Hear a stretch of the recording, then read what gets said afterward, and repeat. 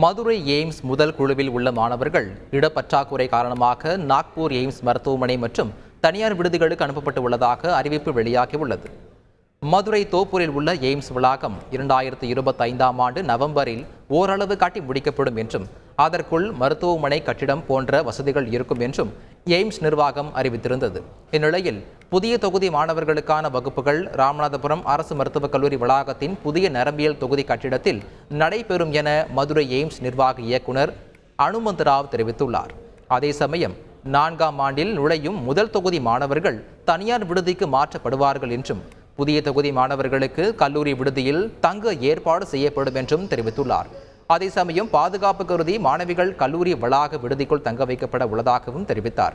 இது தவிர முதல் குழுவில் உள்ள 50 மாணவர்கள் எய்ம்ஸ் மருத்துவமனை அனுபவம் பெற வேண்டும் என்பதற்காக ஓராண்டு மட்டும் நாக்பூர் எய்ம்ஸ் மருத்துவமனைக்கு பயிற்சிக்காக அனுப்பப்பட உள்ளதாகவும் அனுமந்தராவ் தெரிவித்துள்ளார்.